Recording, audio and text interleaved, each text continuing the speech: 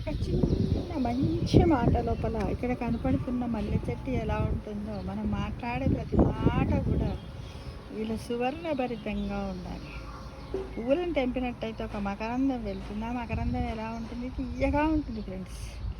అలానే ఉండాలని మనమందరం కోరుకుంటూ ఇప్పుడు మనం ఒక నీటి మాట లోపల, ఒక మంచి మాట లోపల ఆశీర్వచనము ఎందుకు చేస్తారు? అక్షంతల యొక్క ప్రాధాన్యత ఏమిటి? ఆశీర్వచనానికి అక్షంతలకి ఏమిటి సంబంధం? పసుపుతో కలిపిన బియ్యమే ఎందుకు చల్లాలి? భారతీయ సంస్కృతిలో ఆశీర్వచనానికి చాలా విలువ ఉంది. అనేక సందర్భాలలో చిన్నవారిని పెద్దవారు ఆశీర్వదిస్తారు. విద్యార్థులను విద్యాప్రాప్తి శిరస్తు అని, పెళ్ళైన ఆడవారిని దీర్ఘసుమంగళీ భవ అని, పురుషులను దీర్ఘాయుష్మాను భవ అని వగైరా సమయానికి తగ్గట్టుగా దీవెనలిస్తూ ఉంటారు ఫ్రెండ్స్. యజ్ఞయాగాదులు చేసేటప్పుడు వేదోక్తంగా జరిగే కార్యక్రమాలలో అక్కడ పండితులు గోబ్రాహ్మణేభ్యా భవం భవతు లోకా సమస్తా సుఖినో భవంతు అనే ఆశీర్వచనంతో దేశంలో రాజు న్యాయంగా ధర్మంగా పాలించేయాలని, దేశము సుభిక్షంగా ఉండాలని, గోవులు బ్రాహ్మణులు ప్రజలందరూ సుఖంగా ఉండాలని, దేశంలో సకాలంలో వర్షాలు కురిసి దేశము సుభిక్షంగా ఉండాలని, పిల్లలు లేని వారికి పిల్లలు కలగాలని, రైతులకు చక్కటి పాడి పంటలు పండాలని, పిల్లలు కలగాలని, ఉన్నవారికి వంశాభివృద్ధి చేసే మనవలు కలగాలని, జనము లేని వారికి సంపదలు కలగాలని వగైరా సమాజములు అందరి శ్రేయస్సు కోరుతూ ఆశీర్వచనం చేస్తారు. అయితే ఈ ఆశీర్వచనానికి ప్రభావం ఉందా? అవి ఫలిస్తాయా అంటే తప్పకుండా ఫలిస్తాయా అనే విషయం. సత్పథంలో నడిచేవారికి సత్పురుషులు చేసిన ఆశీర్వచనాలు తప్పక ఫలిస్తాయి. ఈ ఆశీర్వచనాల వల్ల జాతకంలో ఉండే దోషాలు తొలుగుతాయి, అకాల మృత్యు దోషాలు తొలుగుతాయి. అంతేకాదు పూర్వజన్మ పాపాలు కూడా నాశనమవుతూ ఉంటాయి. గురువులు, సిద్ధులు, యోగులు, వేద పండితులు మనకన్నా చిన్నవారైనా సరే వారి కాళ్ళకి నమస్కరించి వారి ఆశీర్వచనం తీసుకోవచ్చు. అక్కడ మనము నమస్కరించేది వారి వయస్సుకి కాదు, వారి విద్వత్తుకు, వారిలోని సరస్వతికి అని గ్రహించాలి మిత్రం. అక్షంతల సంకేతం. సాధారణంగా శిశువు జన్మించినప్పుడు పురిటి స్నానము రోజు నుంచి ప్రతి శుభ సందర్భంలోని ఆశీర్వదించినప్పుడు తల మీద అక్షంతలు చల్లుతారు. ఆశీర్వచనానికి అక్షంతలకి ఏమిటి సంబంధము?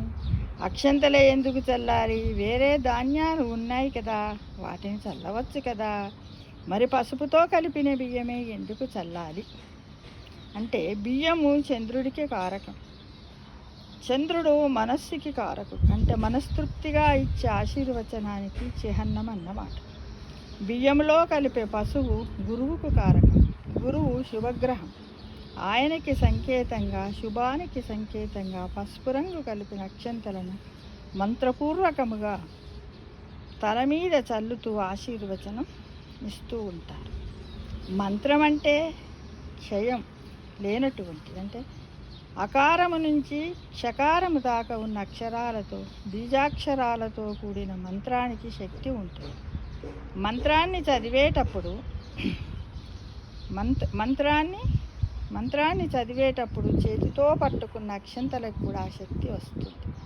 క్షయములేని మంత్రాలను, క్షయములేని అక్షంతలు పట్టుకొని చదివి అవి ఎవరి తలపై వేస్తారో వారు కూడా క్షయము లేకుండా అభివృద్ధి చెందాలని ఆశీర్వదిస్తారు. అలాంటి ఆశీర్వచనానికి శక్తి ఉంటుంది. మన పూజలు, శుభ సందర్భాలలో అక్షంతలకు ఎంతో ప్రాధాన్యత. అక్షంతలు ఏ పూజ చేసినా దేవుని వద్ద అక్షంతలు ఉంచి మధ్యలో అక్షతాన్ సమర్పయామి, పూజ మధ్య లోపల అక్షతాన్ సమర్పయామి అంటూ భక్తిగా అక్షంతలు చల్లడము హిందూ సాంప్రదాయం. పెళ్ళిళ్ళు పేరంటాలలో వధూవరులపై అక్షంతలు జల్లి ఆశీర్వదిస్తారు. ఉయ్యాల, పుట్టినరోజు లాంటి అనేక వేడుకల్లోనూ అక్షంతలు తలపై జల్లి ఆశీర్వచనాలు పలుకుతారు. మంత్రించిన అక్షంతలు తలపై చల్లి ఆశీర్వదించినట్లయితే శుభం చేకూరుతుందని, చెడు ఫలితాలు దోషాలు అంటకుండా ఉంటాయని పెద్దలు చెప్తారు మిత్రమా. కేవలం పెళ్ళిళ్ళు శుభకార్యాల్లోనే కాదు, అశుభకార్యాలలో కూడా అక్షంతలు ఉపయోగించే మన హిందూ సాంప్రదాయం. బియ్యములో తగినంత పసుపు, 4 చుక్కలు నెయ్యి వేసి అక్షంతలను తయారు చేస్తారు. ఒకవేళ మంత్రించిన పసుపు లేదా కుంకుమలను వేసి తయారు చేసినట్ల అక్షంతలు మరీ పవిత్రమైనవి. జై శ్రీమన్నారాయణ. దైవార్పిత భావంతో చేసే ప్రతి పని కూడా మంచి ఫలితాన్నే ఇస్తుంది. వాటికి గ్రహాలు, గ్రహణాలు, ముహూర్తాల ప్రభావం ఉండనే ఉండదు. నిస్వార్థ బుద్ధితో పరోపకార నిమిత్తము జరపబడే ఏ పని కూడా కాలము, వ్యయము మరి ఇతర కారణాల చేతనే నిలిచిపో. వాటిని సంరక్షణ బాధ్యత పూర్తిగా భగవంతుడే చూసుకుంటాడు అని ఈ విధంగా ఆశీర్వచనాలకు, అక్షంతలకు ఉన్నటువంటి సందర్భం గురించి మనం చాలా క్షుణ్ణంగా మన పురాణాలలో మన పెద్దవాళ్ళు చెప్పినటువంటి దాని గురించి తెలుసుకున్నాము మిత్రమా. అందరూ కూడా ఈ వీడియో విన్న తర్వాత దీంట్లో ఉన్నటువంటి హిందూ సాంప్రదాయాలను, సదాచారాలను మనం తప్పకుండా పాటించలే. అక్షంతలేముందే పూజ ఇలా అనకండి మిత్రమా. ఇంత అందమైన దేహాన్ని ప్రసాదించినటువంటి ఆ భగవంతునికి మనం ఎల్లవేళలా గ్రాటిట్యూడ్గా కృతజ్ఞత చూపుతూ బతకాలని ప్రతి ఒక్కరిని ఆశిస్తున్నాం. సర్వే జన